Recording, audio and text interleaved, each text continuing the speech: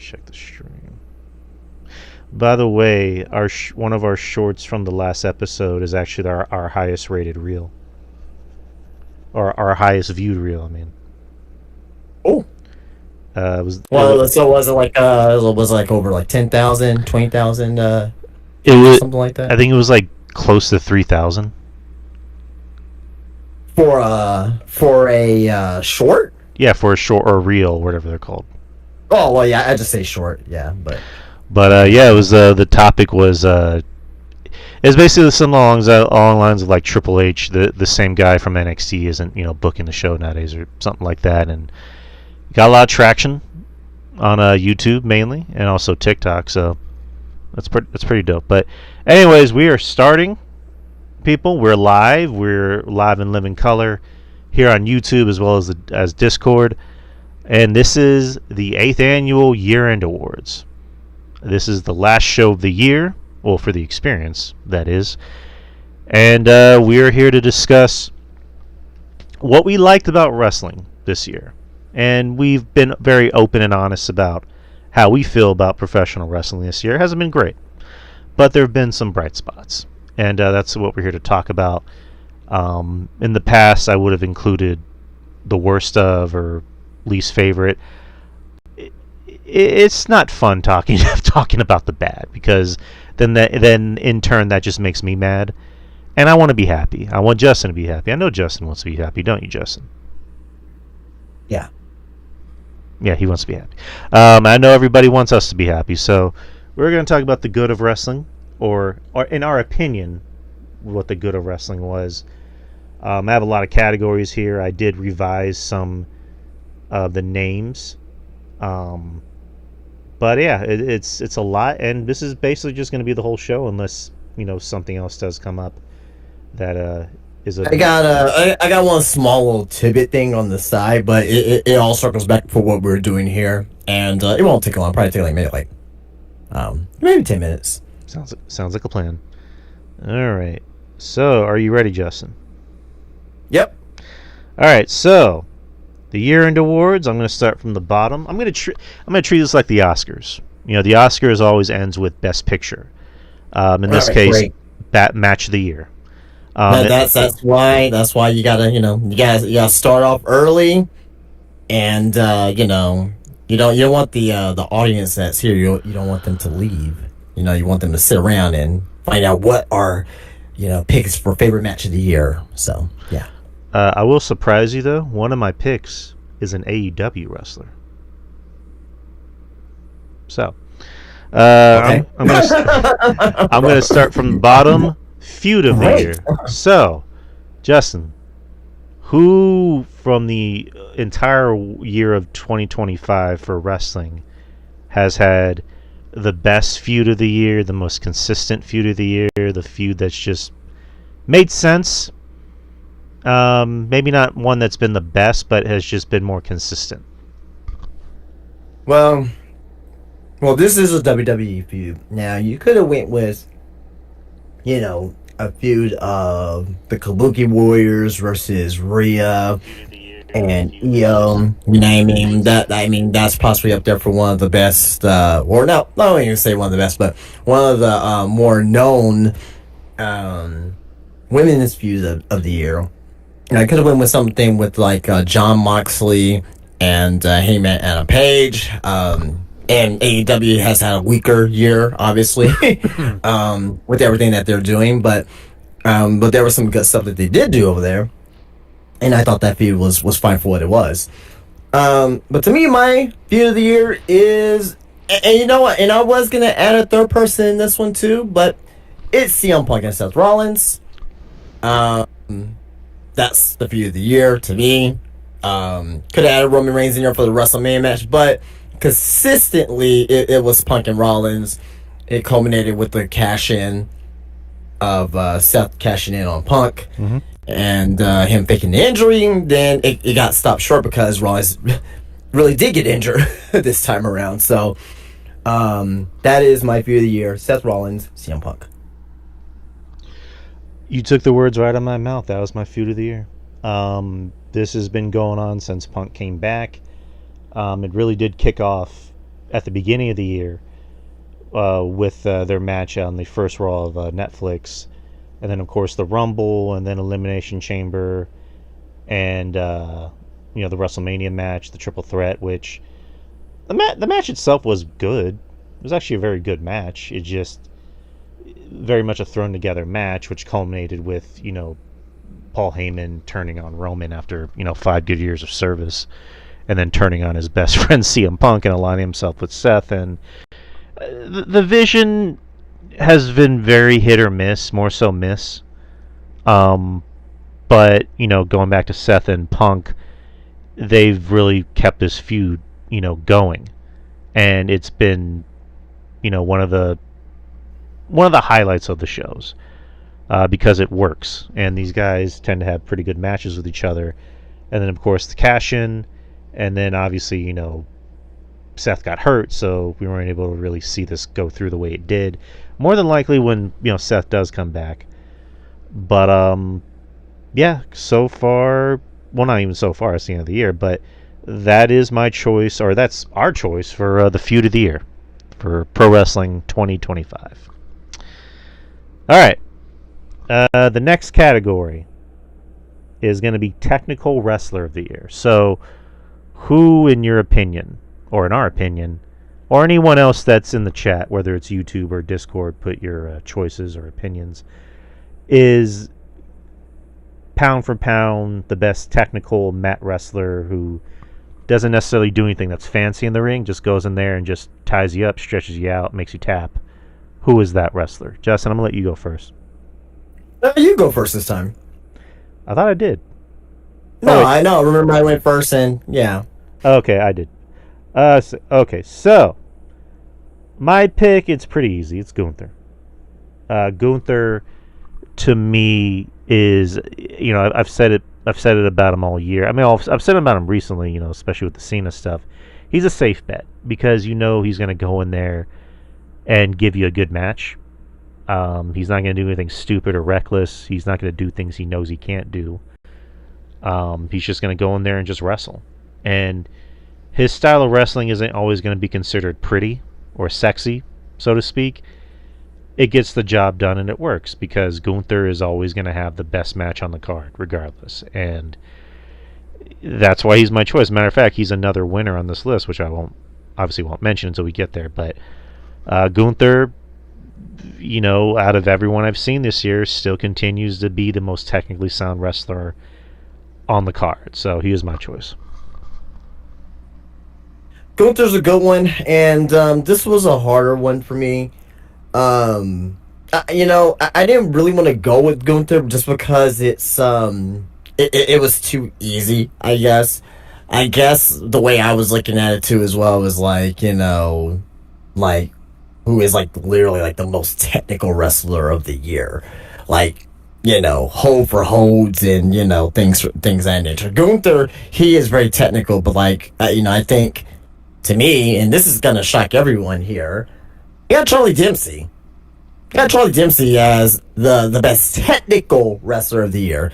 This guy he's a grappler, and also on top of that as well, he's been improving a lot. I don't know if you've been seeing what he's been doing over there in TNA, but he's been showing some steady improvement over there as well. Now, do I think he's going to become like a champion anytime soon? I mean, I don't think his ceiling's very high at this point because he's been in WWE for a while now, but he's actually been in TNA more than WWE this year, believe it or not. But for the stuff that I've been seeing out of Charlie Dempsey, I am seeing the improvement, and he is putting together better matches for himself over there too as well. So for me, in ring wise, technical wrestler of the year is Charlie Dempsey. Doesn't mean he's better than Gunther, though, obviously. Right. These are just our opinions. Right. No, I like Charlie Dempsey. I think he's someone that he's kind of like who's someone kind of reminds me of Oni Lorcan a little bit, except a little better. But I think he does his job on the show and he does it well, and he's a guy I would like to have on my card. So. Yep. Next is TV Show of the Year. So which wrestling TV show, Justin, were you a big fan of? we can skip this. You got NXT, right? Yeah. You got NXT. Yeah. All right, NXT. Let's. Everything else sucked this year. There's no reason to even go in detail about this. Like I mean, it's irrelevant. I'll say a little bit. NXT consistently has had the better year. I mean, like Justin just said, Raw has been hit or miss. And well, I mean, not even just that, but like even NXT this year, it hasn't even been like all great either. This is like by default. Well, You know what I mean? the first half of the year, NXT was put on some pretty good shows, like especially the Madison Square Garden show. Right. Stuff with TNA and AAA. So, yeah, they've had really good shows this year. But yeah, by default, they're heads and tails above what's happening on Raw as far as wrestling goes, and just an overall show. And SmackDown is just in a black hole. It's such a forgettable show. Right now it's terrible, bro. Terrible. And it's going back to 3 hours. Lovely. Yeah, yeah. I mean, and NXT to this point too as well. Like it's been getting better over the last about 3 weeks to a month now. It's been getting better, but I mean, it's yeah, this is a dud of a category, but whatever. All right, but yeah, as I'm gonna mention throughout this show, if you're in the Discord or the YouTube chat room, post your thoughts down below. Sorry. So next is a faction of the year. Another dud of a category. I'm gonna go ahead and assume that you picked the Judgment Day. No, Okay, but I picked the Judgment Day. really. They've been consistent. They're one of the better. I mean, they're the only good faction on WWE. Vision has been underwhelming. Judgment Day, they have the most entertaining segments. They have The Vision has been underwhelming, but they've been the most important part. And well, yeah, you got two ascension of 2 stars, and they've been the main event. Obviously the main event picture through the entire year. How's it not the Vision? I'll put it this way. I put it this way. It was for me. It was either going to be the Vision or the Ops from AEW. I don't have Judgment Day near. What's the Judgment Day done this year? They've had the most entertaining segments. They've had the most entertaining matches with Dom, with Raquel, with JD. What's one entertaining match? Tell me one. Anything with Dom, anything with Which JD. one? You want me to literally name all of Dom's categories?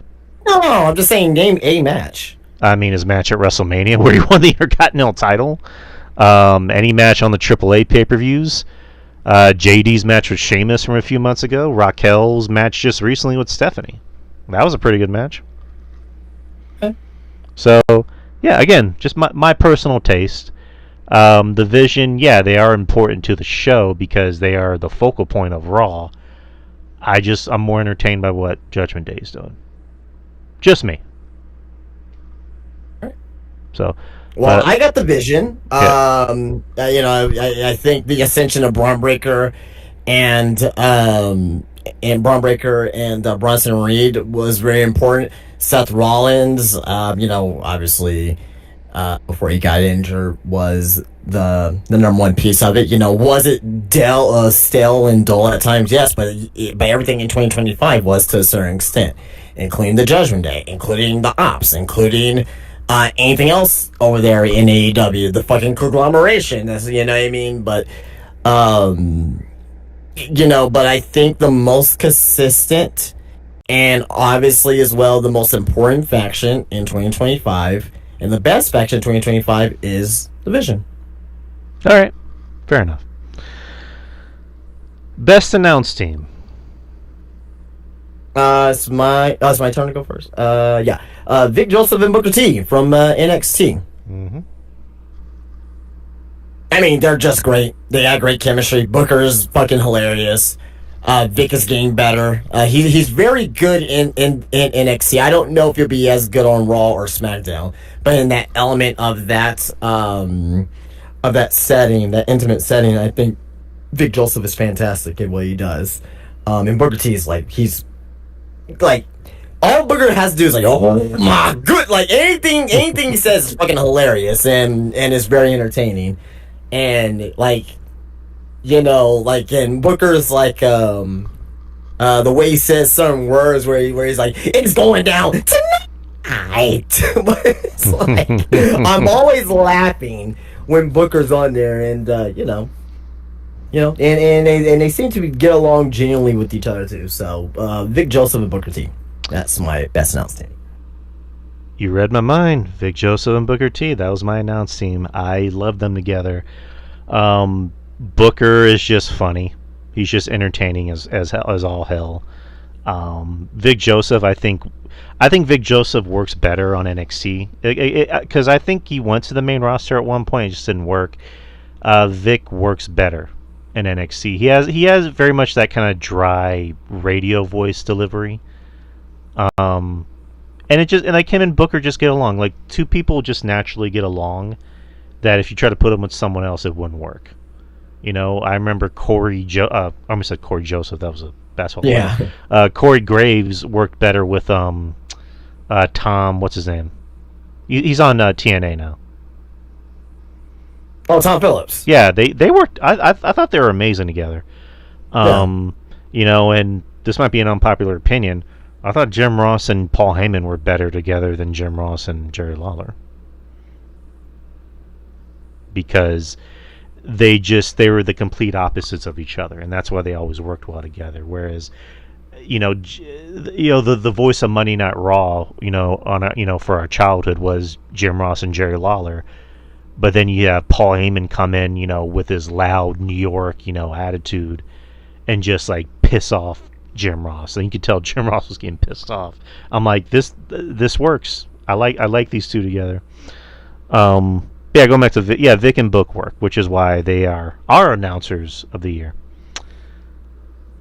Rookie of the year. I have a choice. You're probably gonna laugh at me for it. Everyone else is probably gonna laugh at me for it. But god damn it, I don't care. I'm going to keep kayfabe alive. My rookie of the year for the year of 2025 is El Grande Americano. El Grande Americano, people. He has had the best year from top to bottom. He was short at one point, then all of a sudden he got tall. He got them good genes.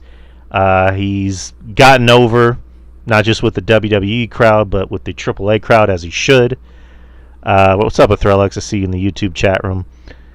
And the guy has some of the has the best matches on that show and also the WWE show. He even has his own group. So that's my story, and I'm sticking to it. El Grande Americano is my rookie of the year.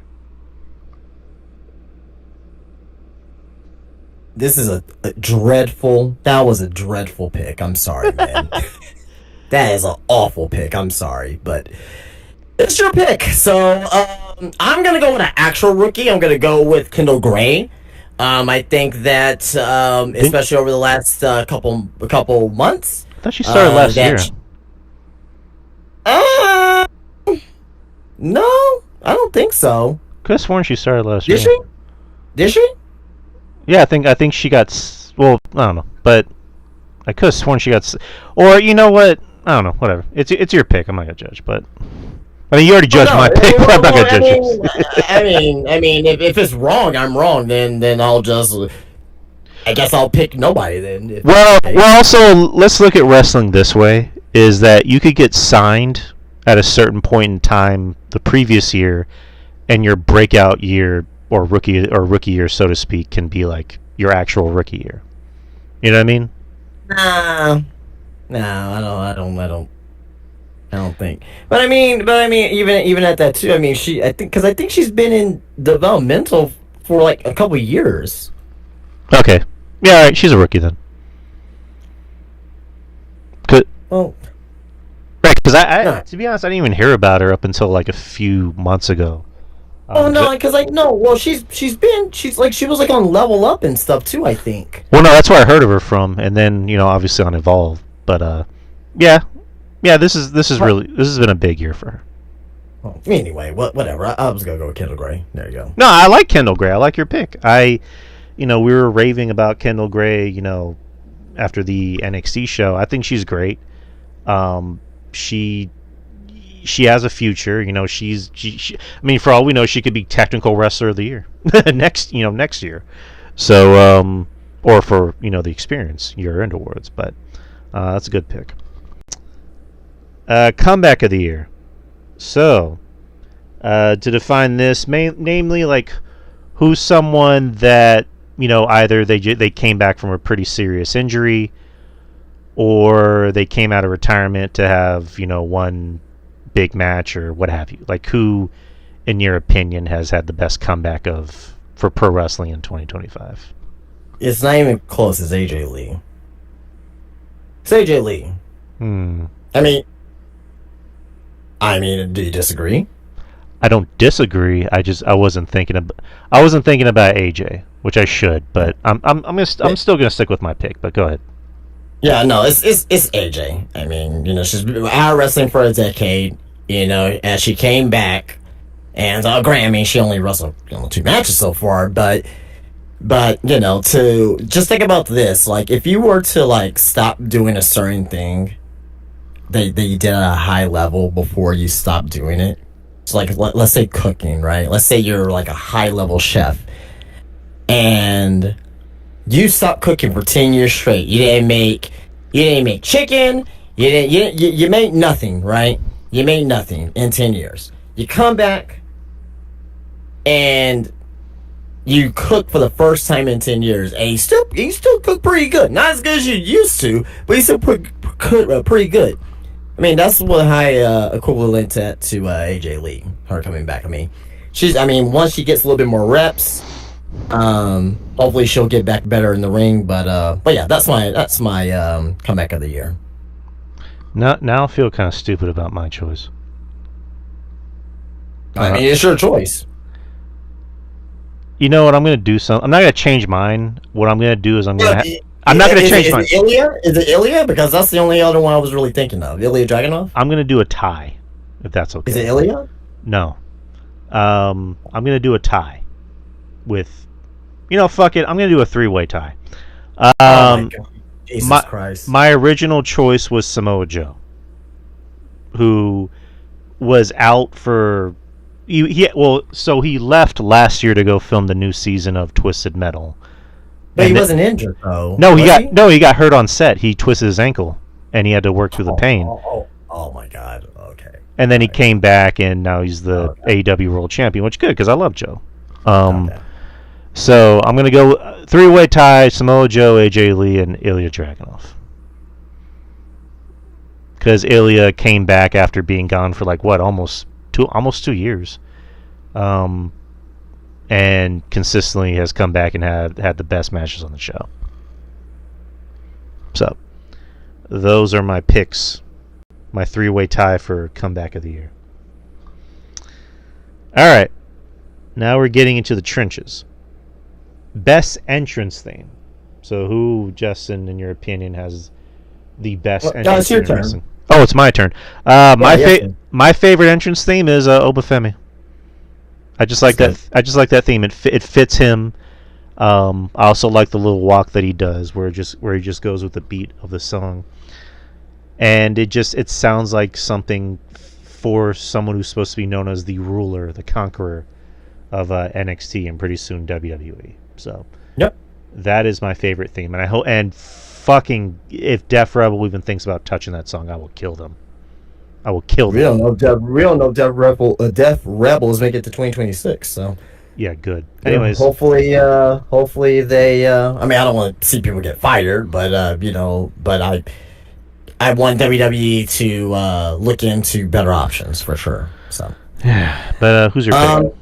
My best wrestling theme. He doesn't even have his theme no more. He went back to his original theme, but this theme to me is just pure. What's the word I'm looking for? It's like pure tragic for for the character. Mm-hmm. It fits the character at that time very well, and it's something that's like, I think this this is not ever gonna be his permanent theme. I will never hear his theme song again, but Hangman Page's Black Hat theme. Fucking amazing. His heel theme was fucking amazing. Kind of reminded me of something of out of maybe Red Dead a little bit. Mm-hmm. Kind of, sort of, but it's it's tragic. Like, you can tell that's like, when you hear that, it's like, oh shit, here comes Hangman. This guy's gonna come out and fuck some shit up, and usually he did. But yeah, that the black Hangman's Black Hat thing, fucking amazing. Love it. All right. And I think you and me are... Or, wait. No, we're not there yet. Best talker. Of everyone in WWE, AEW, what have you, that cuts promos, who do you think is the best at it? Or it's my... Oh, wait. It's my turn, right? No, it's my turn. Okay, so who's your favorite talker in wrestling?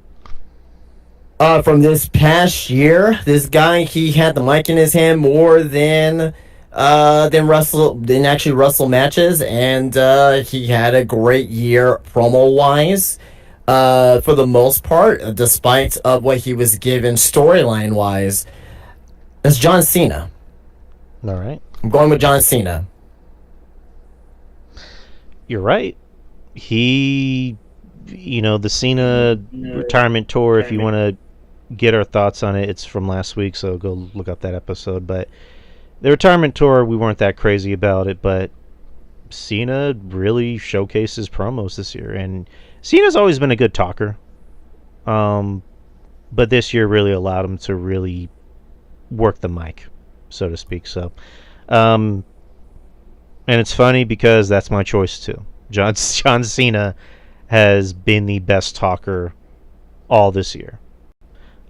His heel turn, wasn't what we wanted it to be, but those promos are fun.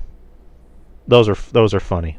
Those are fun and funny. So, John Cena is the best talker of the year. Finisher of the year. So, what is our favorite wrestling finisher? I will go first, or I think it's my turn to go first. Yeah, it is. Yeah. GTS. Go to sleep. That's my favorite. It's easy. It's simple. It can knock anyone out, and it's just my favorite. It's just my favorite finisher. So, is that would you say is one of your favorite finishers of all time? No. Well. It's in my top 10. That's one of your favorite finishers of all time. Yeah, that's fair. Top 10. Yeah, that's cool. My number one is the guy whose shirt I'm wearing, the Stunner. So. Oh yeah, Stone Cold. Yeah, no. For me, this is the best finisher in wrestling. I know you got the Punk, the GTS. There's a lot of great finishers in wrestling, a lot of dynamic finishers. Javon Evans, OG Cutter. I mean, it's fucking great, fucking fantastic. You go with Will Ospreay's Hidden Blade, right? Or Oz Cutter, one or the other, right? Those look very, very good. But I'm gonna go with Leon Slater's Swanton 450. Nice. It is a fucking spectacle. That is the best wrestling finisher in wrestling right now. Don't at me. Leon Slater's Swanton 450 is the best finisher. No, it's a pretty fun looking finisher.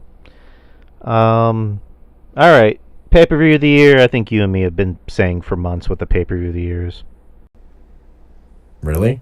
Evolution 2. Oh, okay, yeah. So I had that or Elimination Chamber. All right. I was undecided. I went with Evolution, but Elimination Chamber is right there too as well. What a great pay-per-view that was. Yeah. Oh yeah. Not even just the moment at the end of the show. Just the matches in general were good. Well, I mean, you had Sami Zayn and Kevin Owens. That.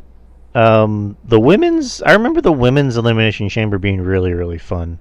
Yeah, that too. Yeah. Especially with the Jade Cargill bit where she beat the shit out of Naomi right in front of Bianca, and there's that shot of Bianca going, "What are you doing?" And the men's was pretty good too, and obviously the moment at the end.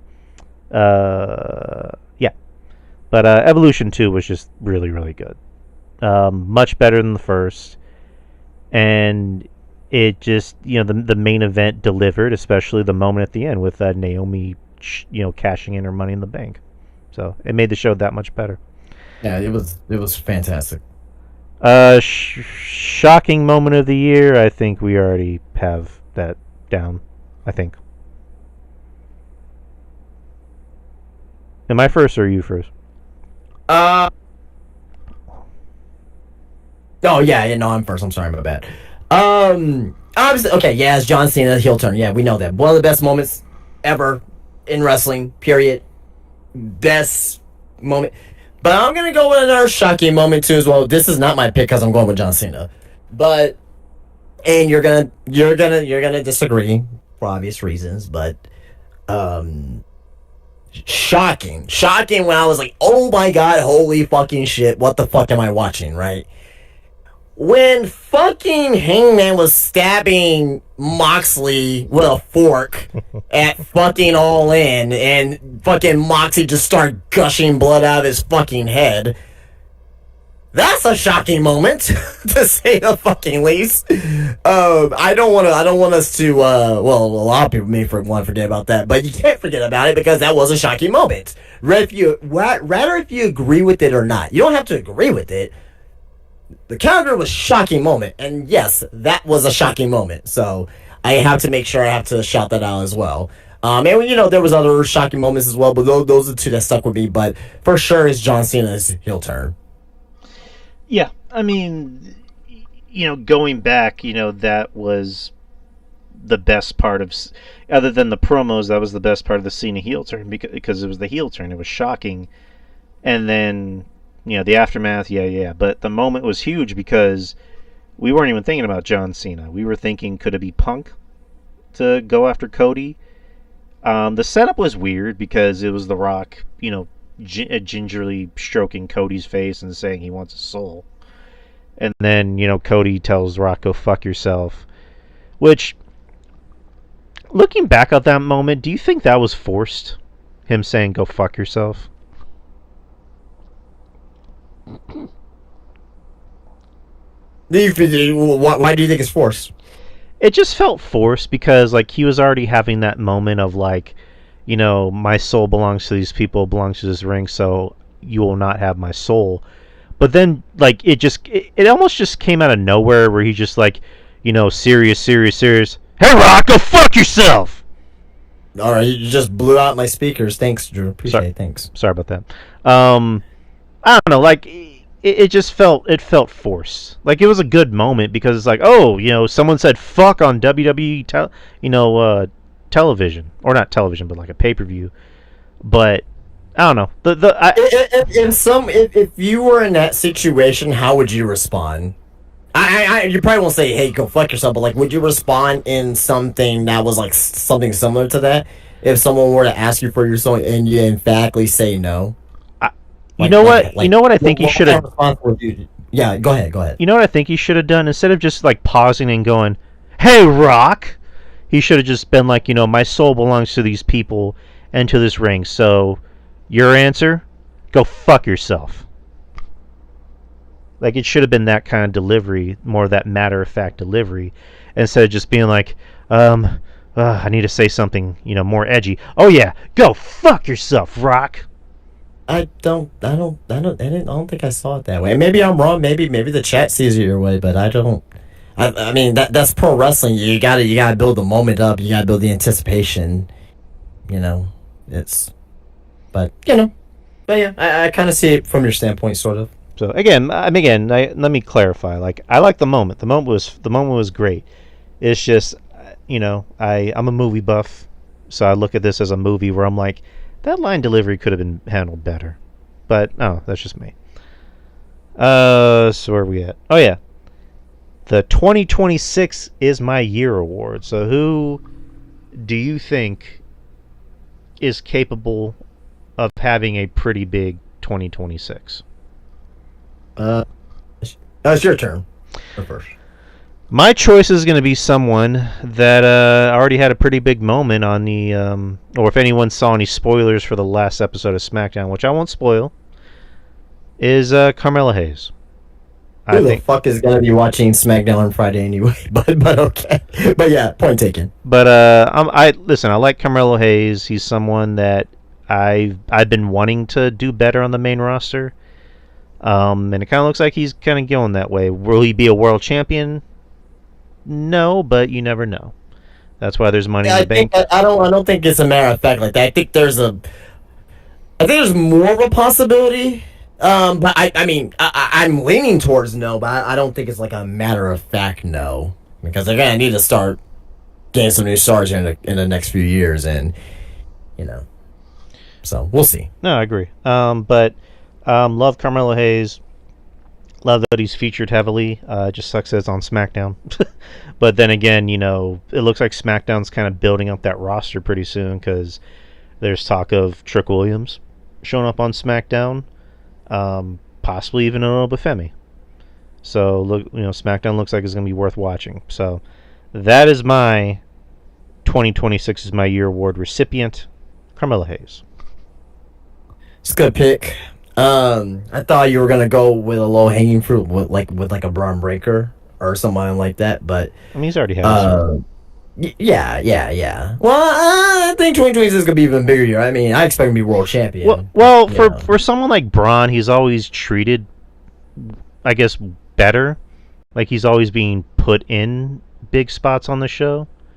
So I mean, he's already had his time. But like someone like Carmelo, I think ever since he's gotten to the main roster, it's been a struggle, and now it looks like they're kind of giving him a chance to really show what he's made of.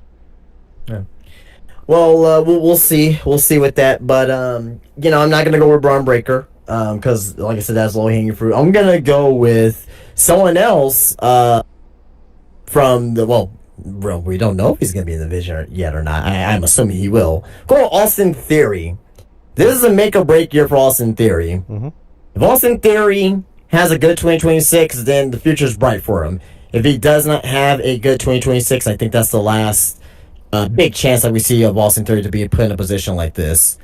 We'll see how it goes. We'll see what WWE does with them. But I personally think that if they're going to be, there's two ways that they're going to go about this, right?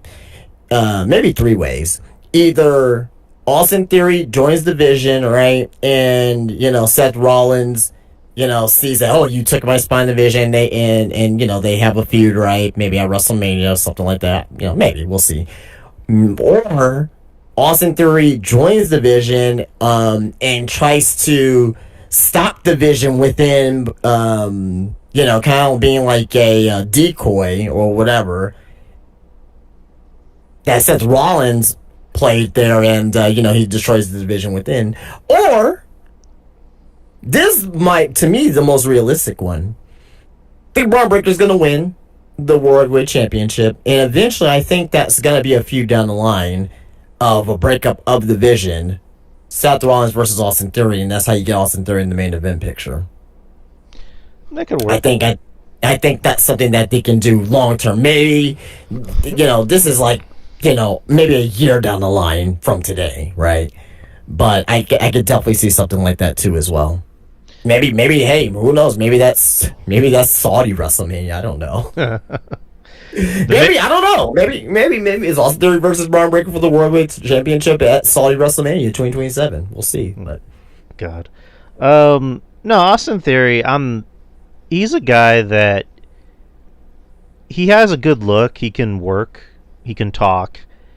It's just changes in management is really what kind of causes downfall, so to speak. So I think everyone knew it was going to be him, but it's one of those things of just like, okay, let's see what he can do with a bigger spotlight on him. Let's see how he can pull it off. And I don't know. Let's see if this year is his year. And I root for anyone to succeed in the wrestling business that wasn't always given a fair shake. So we'll see what Theory's made of. Most improved wrestler of the year. So Justin, who do you think has really shown you what they're made of in the year of 2025? Is it my turn or your turn? well, this guy here, he is one of the few people I like on AEW television, right? And I think this guy has not only Like I'm treating this award not most improved, but breakout star Mm-hmm. of 2025. I'm going with Kyle Fletcher. Okay. I think his ascent of turning heel, character change, having great matches, and being treated as far as being one of the more consistently booked guys in a good way. One of the few things that Tony Khan has done right this year has been Kyle Fletcher. And you can tell that they want to push him to the world title. Maybe in 2026, we'll see. Maybe he wins the world title in 2026 or even 2027. But you can tell that all the guys out of the stop and start and pull, start and stop pushes that AEW has done over the last year and a half, the only guy that has consistently gone up the ladder little by little, and maybe one little tiny step at a time, is Ben Kyle Fletcher. And the Kyle Fletcher from 2024 is not the same from the Kyle Fletcher in 2025. And I think he's going to improve even more in 2026. So that's my pick, Kyle Fletcher. I was thinking about what other categories I should alter the title. Breakout star sounds better. So I'm gonna do mine. I'm gonna change mine to breakout star. Sure. Yeah, breakout star Javon Evans. He was already good last year, but this year he's really shown that he can hang with the big dog, so to speak.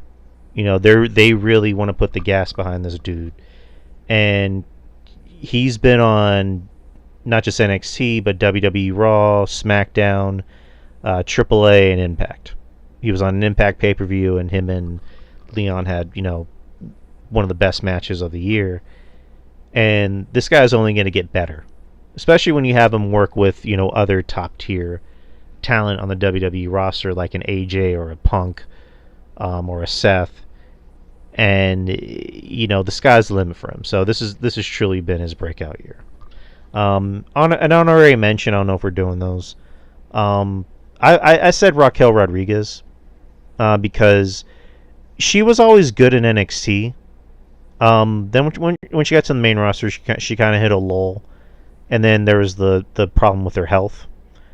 If anyone's not familiar with it, and then there was the thing with Kevin Nash, where Kevin Nash kind of called her out, saying that she works too small, and anybody else would have folded and whined about it. She kind of owned up to it, and she's like, yeah, you know what, you're right. Kevin Nash is telling me I need to work bigger. I'm going to work bigger, and she has, and she's consistently had pretty good matches on Raw. And it's refreshing to see a young talent just listen to a veteran and just be like, you know what, you're right. I need to work better. So, but Javon is my breakout star. Underrated. So someone who's always been good, so to speak. Well, not even so to speak. Someone who's always been good, but now the public is realizing, wow, this dude's really fucking good. Where has he been all this time? So, I went with JD McDonough.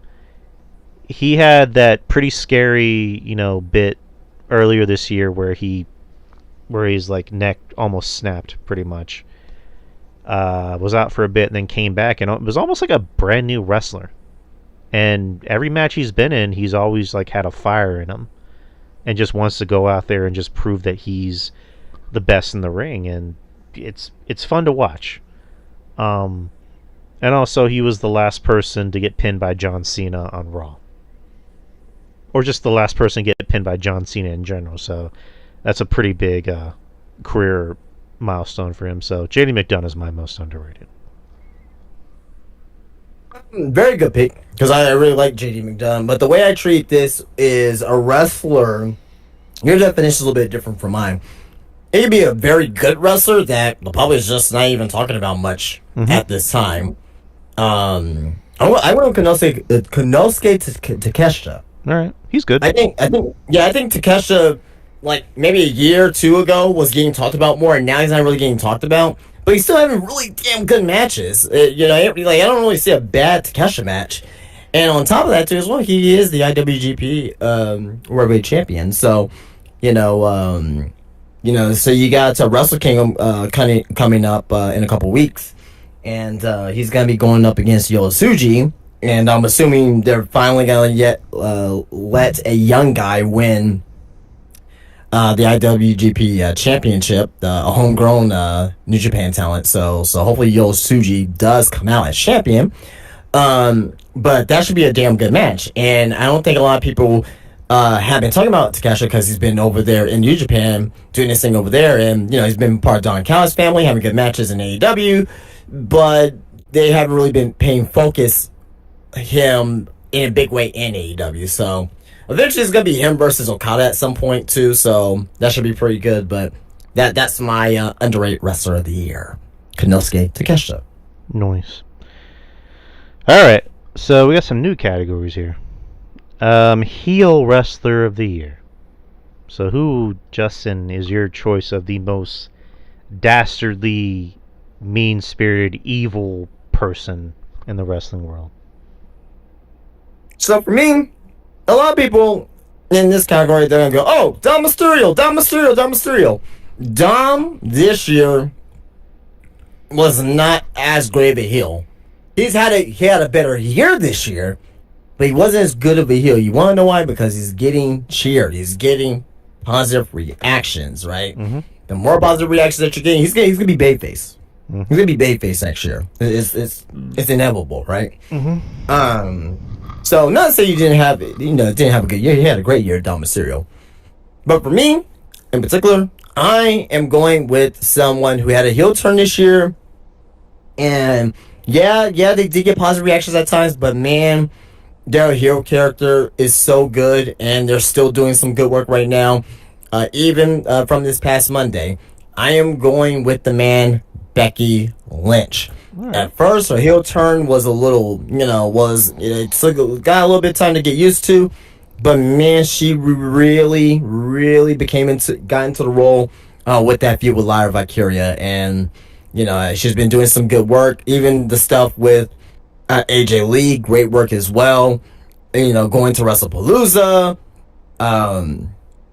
going Becky Lynch. Becky Lynch is my best heel in wrestling in 2025.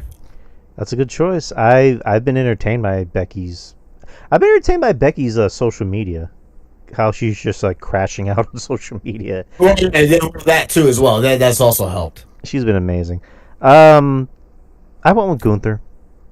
I think Gunther is just he's kind of the ultimate heel. He doesn't care if you like him. He doesn't care if other heels like him. He doesn't even care about other heels.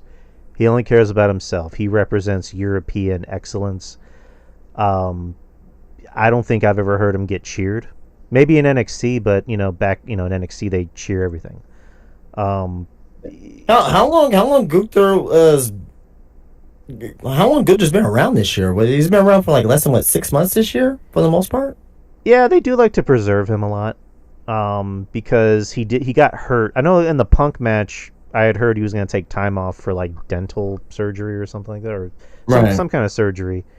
And yeah, he goes through these lulls where like, when he was the champion, you would see him every week, obviously, or he would just like do a vignette. And then when he wasn't champion, there was a point where he wasn't even on TV all that much. And it made sense because for someone like Gunther, you need to preserve him. You need to have something interesting for him. If he's just going to appear every week and just, stand there and look menacing, it's like you're kind of wasting his time and our time. So I'm surprised you didn't go with Ethan Page, by the way. But Ethan Page is somewhere on this list. But anywho, Gunther is my heel. Ethan Page was. It was either Becky or Ethan Page for me, and I went with Becky. So Ethan is a close second, and Becky was a close third. So, but Gunther is to me the ultimate heel. All right, now that we're talking about the bad guys, or we're done talking about the bad guys, we're gonna talk about the good guys, Justin, because we're good guys, right? Babyface wrestler of the year. So, who has been the ultimate good guy? The Superman, the Captain America, the Goku of professional wrestling? Or is it my turn? Yeah, it's your turn. God, I keep forgetting. Babyface wrestler of the year. I mean, it's kind of obvious. Cody Rhodes. Like he I mean, he's the man. Not Becky Lynch, but he's the man as far as like he sells merch. He's there every week. He's pretty much going to be the new John Cena as far as like the new Captain America, the guy signing autographs after. Actually, I mean, he still does that, I believe, where after every show he stays to sign autographs. You see him interact with fans, and he's the ultimate good guy. Everyone loves him and adores him. There was that lull in Las Vegas where he got booed, but then again, that was Vegas, so you can't really judge one crowd. And he's the American Nightmare, the American Roller Coaster, and yeah, Cody Rhodes. That is my choice for Babyface Wrestler of the Year. Good choice. Good choice. I didn't go with Cody. I just felt that, to your point, there was at times where he was getting booed a little sporadically throughout the year with the WWE crowds. But this guy, to me, I haven't really heard him got booed much this year at all from the AEW crowds. And I was gonna go with Swerve Strickland originally, but he was out for a while. I was gonna go with someone like a Will Ospreay, but he's been out since like what, August. So I went with Hangman Adam Page. Anytime when Hangman comes out there and with that AEW crowd, he gets. I don't really hear anyone really feeling indifferent about him. Everyone's saying cowboy shit, going crazy for him.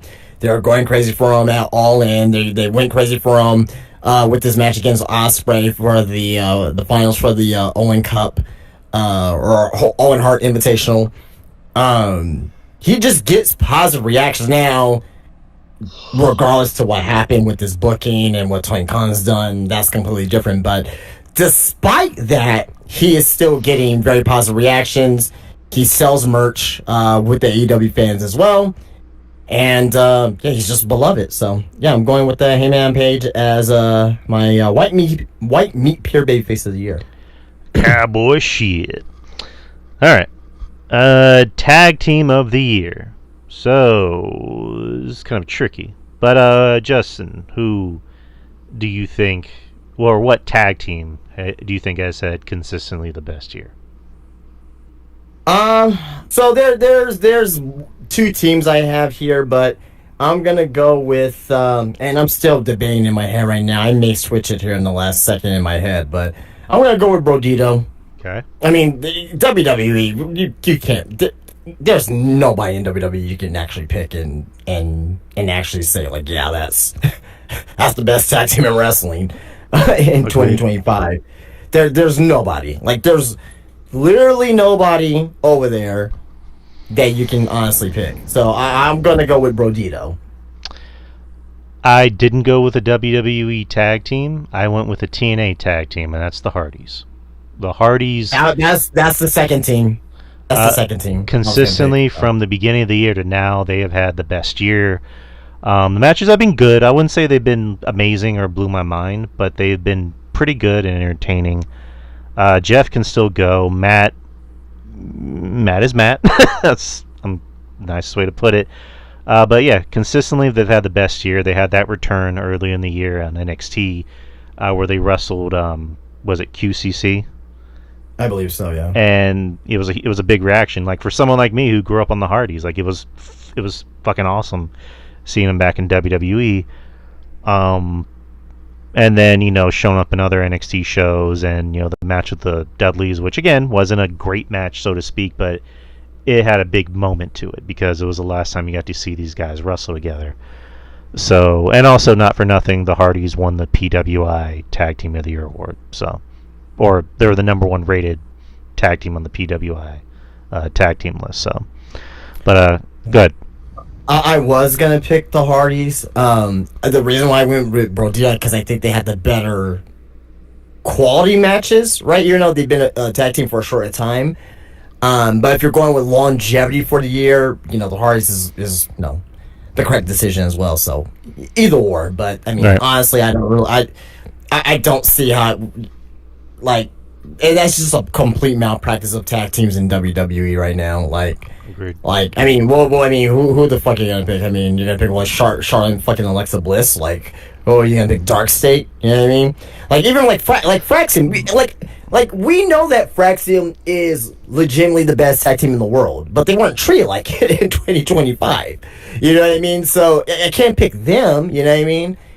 I can't pick the Judgment Day. You know, I can't pick LWO or MFTs or Morrissey Machine Guns or Street Profits. Street Profits, they're possibly one of the best tag teams in the world, but they may not be in WWE in 2026. So Yeah. you know, so it just is what it is. WWE's tag team division is the weakest it's been in quite some time. Agreed. Very much agreed. And also, not for nothing, from what I've seen, I do like Brodito. From what I've seen from them, I like Brody King a lot. Like, that's a guy where I'm like, you can do something with him. Bandito for years, like, RJ's been like preaching this, has been like singing this guy's praises, and I'm like, okay, I'll watch him. And then I watch him, like, he's good. He's talented. Like, and him and Brody, work well together. So, one of the bright spots of AEW to me. All right, so now we're in the final three. Female Wrestler of the Year. So, It's me. Is it me first? Yeah, it's me first, right? I Or believe was you first? Yeah, it's me first because you went last with the tag teams. Okay. Female Wrestler of the Year. I think this year has been pretty good for female wrestling, or women's wrestling. I'm sorry. And it really, to me, it was a struggle because I'm like, there's two I have in mind, but one kind of supersedes the other one. It's not really a knock on the other one, but you can't go wrong with Io Sky as your female wrestler of the year. It's like Io, I don't want to say she's at a breakout year, but for a while it just seemed like she was kind of just there, with the Kabuki Warriors.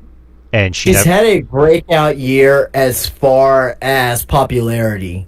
Yeah, exactly. Our popularity broke out completely this year. Exactly. And she just consistently has the greatest matches on the show. Not even just for the women, for the guys. She even has like better matches than the guys. And like you said, her popularity. I was actually thinking about adding a category for most popular wrestler of the year, but I would think that would kind of be the same as babyface wrestler of the year. No, not necessarily. Okay, then next year I might add a new category. But yeah, Io, you can't go wrong with her. Like I always say about Gunther, Gunther's a safe bet. Io's a safe bet. So Io is my female wrestler of 2025. So I'm gonna cheat here. Because I hate splitting male wrestler and female wrestler of the year. And the reason being is because it makes it seem like if you pick male wrestler of the year that the female is not as important. Not as important, but it will be perceived as the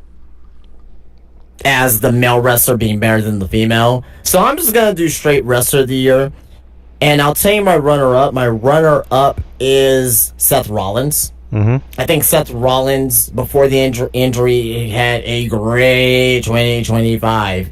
And if you want to call him my male wrestler of the year, okay, that's my male wrestler of the year. But the pro wrestler of the year of 2025 is Io Sky. She is the pro wrestler of the year 2025. And I want to make sure that said, not just female wrestler of the year, she is the pro wrestler of the year, bar none. The best consistent matches.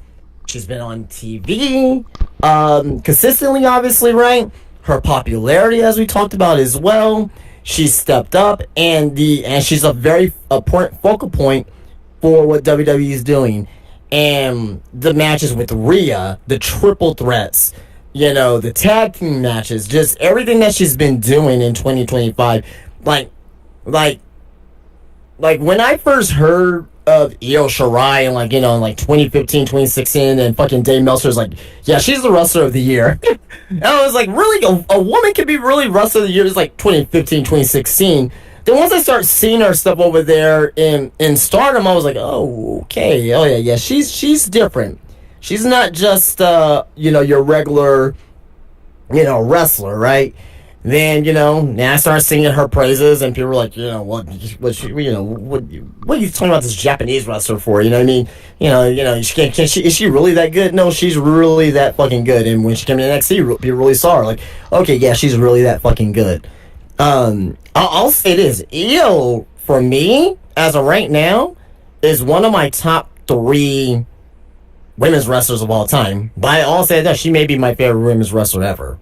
So. I love her. I adore. I love her. I love everything about her.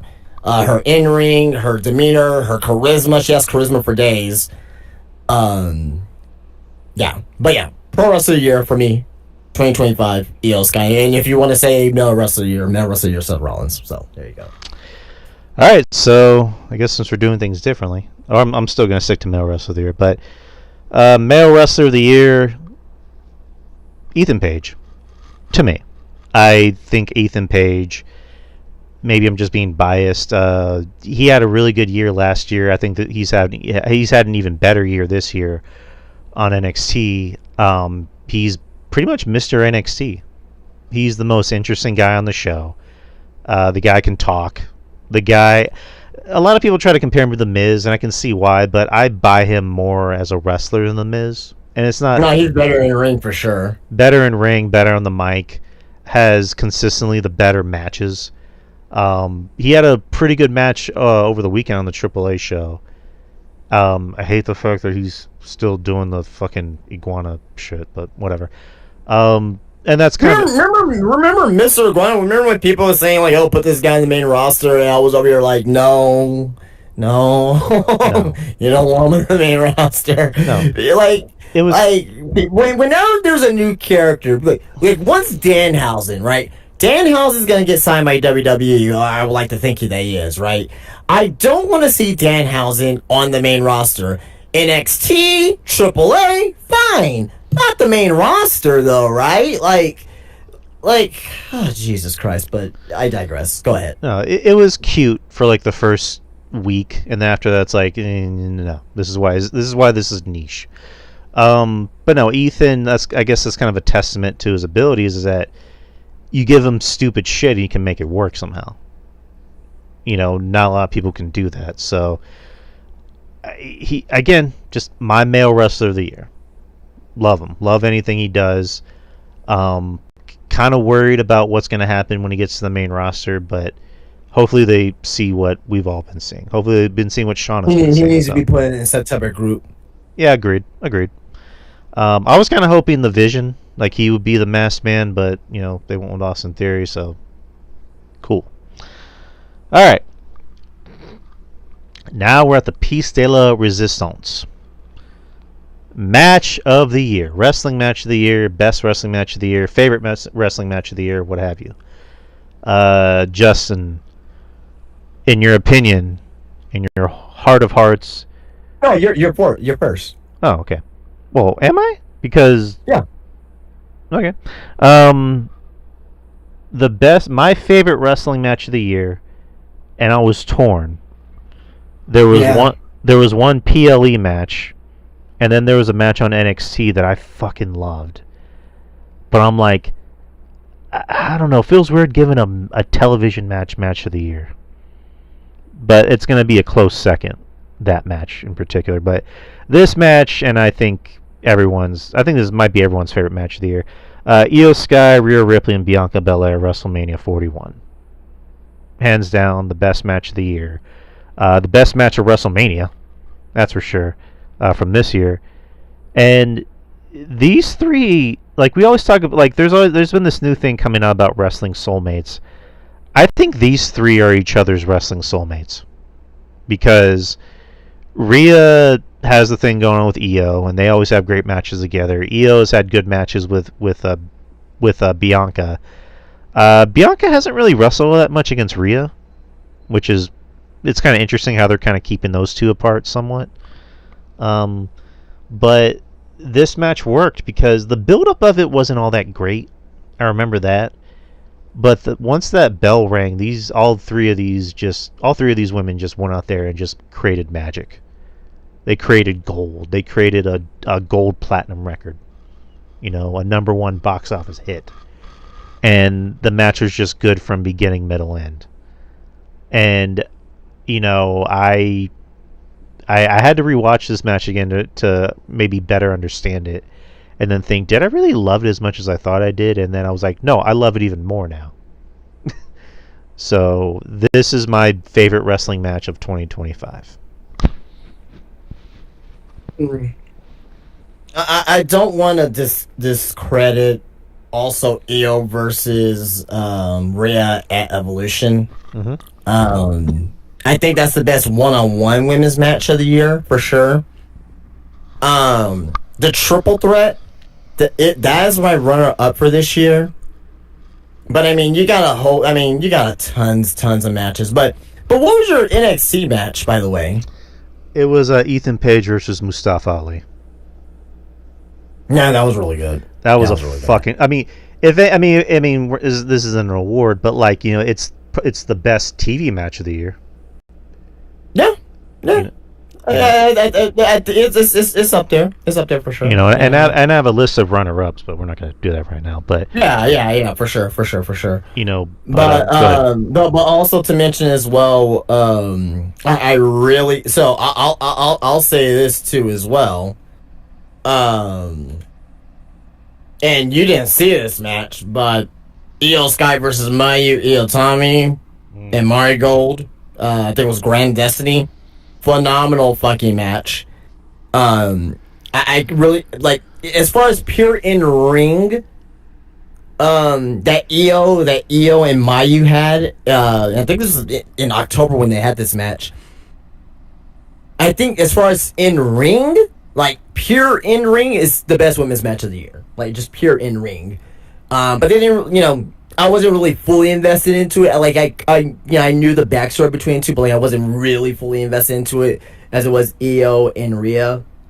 But I got 3 women's matches, in runner up, so that's pretty good. But also an AEW match. I mean, despite what people may think about it, I like the women's blood and guts. Mm-hmm.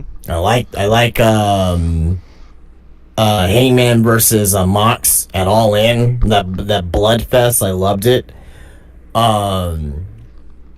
You had Hangman versus Ospreay, the Owen Invitational Tournament final. But my match wasn't from WWE. It wasn't from NXT. It wasn't from AEW. It wasn't from New Japan. It wasn't from Marigold. It is from TNA Wrestling, Bound for Glory. It is Javon Evans versus Leon Slater. Look, yes, I know that the finish was shit. But despite that, even with that fucking lame finish, the match itself was fucking dynamic. The count, it eventually, this match made them a fucking tag team that we see on TV. So, these two are the future. They're uber athletic, and to me, I don't think it's gonna be as what's the word I'm looking for, as revered as a Ricochet and Ospreay at Battle of Super Juniors when they did like those fucking the fucking Marvel stunts and shit like that. They did like the superhero pose and all that shit. I don't think it's gonna be revered as that because that's gonna be the more famous match. But I can see for this generation that's gonna be the next Evolution match where people are gonna look like, okay, that's where wrestling went up another level as far as athleticism. That was one of the most athletic matches I've ever seen. My match of the year, Javon Evans versus Leon Slater for the X Division title, Bound for Glory 2025. And that, people, that is the end of our list. That is the end of our year-end awards. Anyone listening in the YouTube chat and also Discord, put your thoughts, put your choices as to who you thought had the best wrestling match of the year for 2025. But that was a good list. That took up most of the show. We're already over an hour. Justin, you mentioned there was something else you wanted to do after the list. Yes. So we just did, we just recapped and gave our awards for 2025. At the beginning of this year, I don't know if you remember, we gave our bold predictions for 2025. And I still have them here.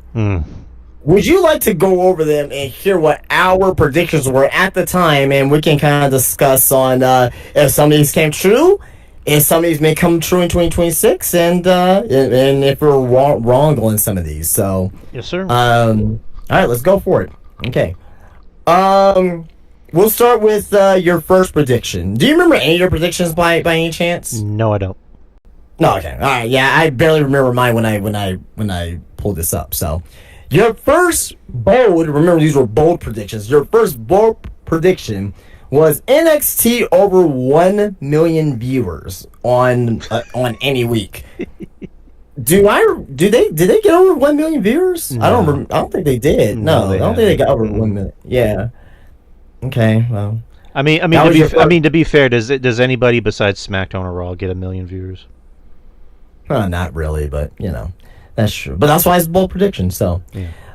My first bold prediction was, and God damn it, if this was like if it was 14 months long and not 12 months long for the year, I think this would have came true. But Dominic Mysterio will be the next big babyface. You're kind of half right. Yeah, kind of, sort of. I mean, he's definitely getting more positive cheers now than he was. But so I'll give myself half a point for that. All right. So your next prediction, and we did 5 predictions as well, by the way. So this is Drew's second prediction. Was Rhea Ripley heel turn? Safe to say that No. that did not happen. But again, these were bold predictions, and you never know. She may turn heel between now and still got 8 days left, so you never know. Crazy things have happened. WWE's, but you know what? Triple H is so safe this year that I don't see that happening either. So no. This one here, I'm kind of right, I will say, kind of. Oh, no, well, no. Technically, I'm wrong, actually. But my next prediction was one big name will leave both major companies. For me, well, I guess you could say, because it's not official yet, but Chris Jericho's on his way out of AEW, and, he's probably going to be going to WWE. So, I don't. There's not a major name that's left WWE to AEW. No, I don't know. So yeah. So I was wrong on that one. So your third prediction out of 5. If you had to think, if you had to remember and think about yourself, what you think one of your predictions could have been if you had to think. I don't even remember what I did this morning. Okay, all right. No worries. Yeah. No worries. So you picked, and this to me wasn't a bold prediction. This is as safe that Drew can get. And I don't even really know what our conversation was at this time. I may have been like, hey, that's it's too safe of a pick, brother. But one name will leave AEW to WWE. Yep. What happened? Twice. Again, that was one of Drew's bold predictions, and so he was correct on that. This one here was a bold prediction by me, and remember, we did this in the first week of January, and this definitely came true. This is the best prediction out of anyone, out of anything here. This is the best prediction, and it came true. WWE will start something international, new promotion, partnership, etc. Fucking AAA. Yeah. Fucking AAA. So so I definitely I was definitely spot on with that one. That was possibly the most um spot on prediction on anything. Your next prediction. You got two more left here. This one's gonna sting a little bit, Drew. Nah. Because this is gonna sting a little bit. You know what? I have a feeling. I have a feeling I know what it is. What do you think it is? Did I predict something about Cross having a big year? Yep. Oh, not necessarily you said that he's gonna have a big year, but he said he will be a champion oh God. in 2025. Well, he's become the champion of the people, if that counts. No. I mean, he's done well even post WWE. You know, he's still gets booked. He has his book. He has a movie coming out, so I mean, he's done pretty well. But yeah, Well, I mean, I hope the best for him because I do like Cross, but yeah. The we want Cross movement died faster than we want truth. So Yeah, that was a quick and painful death. yeah. So unfortunately, you were incorrect about that. As I was with this one. Roman Reigns will have a losing record in 2025. You're right. No, he won. He's won more matches than he's lost, right? Let's see. He lost the WrestleMania main event. He lost the Rumble. He lost against Bronson Reed. Oh shit, you're right. Hold on. Let me look up his right. Let me go to cage match real quick. I know he beat Bronson Reed. Yeah. Oh yeah, he lost War Games too. Oh damn! I guess I was right this year. Yeah, you're right. Give yourself some credit, brother. Oh God. Okay. Okay. Tribal Combat. He beat Soul Sikoa on the first Raw on Netflix. He lost the Royal Rumble. I'm not really gonna count the Royal Rumble. I mean, but whatever. Triple threat match. Jey Uso and Roman Reigns defeated Braun Breaker and Bronson Reed. Roman Reigns defeated Bronson Reed. Bronson Reed defeats Roman Reigns. Yeah, he has a losing record this year. Holy shit! He only had 1, 2, 3, 4, 5, 6, 7. He only had 8 matches this year. 8 matches. Crazy. All right, I guess I was right on that one. Okay, I thought I was wrong. And your last one here. This one is definitely a joke. I don't know if you didn't come up with another prediction or anything, but you said Jeff Jarrett will be a champion in 2025. I think I was fucking around because he was. Yeah, no, I know you had to. He was doing the thing with MJF. I'm like, fuck with the way AEW's going right now, he'll probably be champion. So that didn't happen, but we won't hold that against you. And this one you can hold against me because I was very optimistic. We were talking about AEW, and I was like, man, there's no way that 2024 is gonna be, no way that 2025 is gonna be worse than 2024 than for AEW, right? I said AEW has a better 2025 than 2024. Boy, was I wrong. Mm-hmm. They had a dreadful year. Some bright spots, as we talked about here throughout this podcast, but mostly dreadful. AEW did not, in fact, have a better year in 2025 than 2024. So, those were our bold predictions from for 2025. And you know what? Maybe we'll do it again of the first podcast of 2026. We'll do bold predictions for 2026. Yes, sir. All right, so yeah, people, that is our last show of the year because we're not doing a show next week. We usually take the first. It's usually the first or last. It's usually the last week of December or the first week of January, depending. But yeah, we're not gonna have a show next week.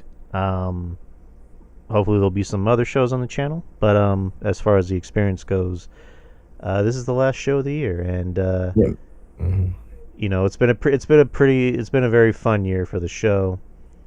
The YouTube channel's getting more subs. We're currently at 182. The reels are what really does the trick. And I want to thank Justin for. I want to give him credit for really putting me on YouTube, which I wasn't always. I guess in some ways I was kind of lazy and a little scared to try it. But Justin kind of pushed me towards that, and also showed me how to work OBS. And yeah, I say every week, without Justin, the show wouldn't work the way it does, and I mean it, because Justin, this is his show as much as it is mine, which is why I don't call it Drew Yari Experience. It's the experience. It's not just my show. It's Justin's show. It's RJ's show. It's Ruben's show. It's Jeff's show. It's definitely Mish's show. But no, Justin, thank you for another great year, and let's see what 2026 has for us, my friend. Absolutely, man. Cheers to you. Cheers to the podcast. Cheers to the audience we have here every week. We're looking to grow. As I always say, be a friend, tell a friend, everybody about this podcast, where we are, how they can find us, and we're gonna try to grow this community as best as we can. We love to talk about pro wrestling, even though it's not been all great this year, but we do love to talk about it, and hopefully we could be able to get you guys to come along the ride with us. Exactly, and we've definitely made some new friends this year for the show, and unfortunately we've lost some. And no one wants to hear me cry. I don't want to cry, but forever shout out to Kevin Castle, our friend, our brother. It sucks. It still sucks that he's not here, and miss you, Kev, wherever you are. I know John Draper, his real brother, his shoot brother, another good friend of the show. He recently spread his ashes out in this forest, this snowy forest, with the animals, because Kevin was big on animals. He loved animals. Anyone, and we're not getting paid to do. I mean, it's charity. You don't get paid at all. But this isn't like a sponsor or anything. But donate to your local, cat, shelter, dog shelter to adopt, don't shop, and just be kind to animals, and also each other. And anyone with mental health problems, me included, just ask for help. Like, don't be afraid to ask for help. Talk to anyone, not even to a therapist. Talk to your mom, talk to your dad, talk to your best friend, your brother, your sister. Talk to a teacher. Talk to someone that you can trust. Just never be afraid to just admit that you're scared and that you need help. So that's my message to everybody. And Justin, did you have a message for the people? No, not anything in particular, man. But just I'll say, go follow your dreams. If you have a dream out there, go out there and get it. Don't be lazy. Don't be scared to try something new. Expect to fail. Yeah. Expect to fail. Failing's good. It teaches you shit. So, yeah. But I'll just say that just don't be afraid to try something new. Try to get better every day. Like I said, if you fail, that means that you are improving in some aspects of something else. So, better words. Nobody could have said it better, Justin. All right. Shout out to all of our friends, of course. Forever shout out to Kevin, wherever you're at, my friend. Shout out to Mish, who is the reason why we're on here. Who's the reason why we're on Discord. He gave us an opportunity, and I'll be forever grateful to it. So love you, Mish. Of course, Joe Numbers, who does Wrestling Soup with him. Shout out to Joe. Spitball Media, our friends John Draper, Bish O'Brien, and Shaheen. John again, brother of Kevin, also a very good friend of mine, and a friend of the show. Bish O'Brien's another good friend of the show. Shaheen, mentioned before. Shaheen has done artwork for the show, so he's also very important to the show, and a fellow Iranian, just as important as well. And then RJ, the Brooklyn Savage, little brother, as I call him. We do Friendly Neighborhood Marks. We're aiming to do our last show of the year. We just need to pick a good date. We're hoping Friday. So fingers crossed. Of course, Jeff Lippman, our resident lawyer. Me and him do the NXT shows, and those are always fun. So check out Jeff's many podcasts that he has. And then Ruben Prime, who we do Culture Attack together, and love doing those shows. Shout out to Ruben if you're listening. I'm blanking on. Oh yeah, my friend Anthony Tony, and his friend Mike. We do our basketball podcast together every Sunday on Metal Drive Hoops. And just shout out to everybody else. Shout out to everybody. Happy holidays. Merry Christmas, Happy Hanukkah, whatever you choose to celebrate. Just whatever you do, just make sure you're doing it with the people you love. Even if you're by yourself, even if you're with like a pet or a potted plant. Just be safe. Have a happy and safe and merry holidays and a happy new year.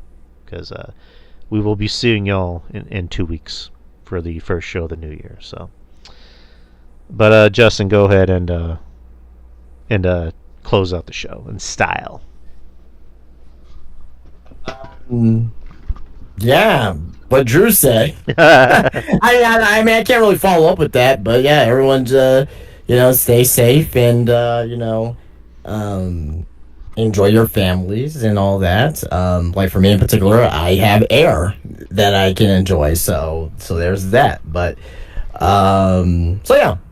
Enjoy yourself, have a good time, and keep enjoying pro wrestling. So. And Spinebuster Tees. Don't forget about Spinebuster Tees. Well, I mean, you didn't plug, so I'm not plugging, so that's fine. But please, Spinebuster Tees, people. It's awesome if you're in the San Antonio area. So, all right, people, we are done. Happy holidays, and we will see y'all in 2 weeks for the first new show of the year. So from Justin and myself, happy holidays, people. Merry Christmas, happy holidays, and happy New Year. And here's the 20.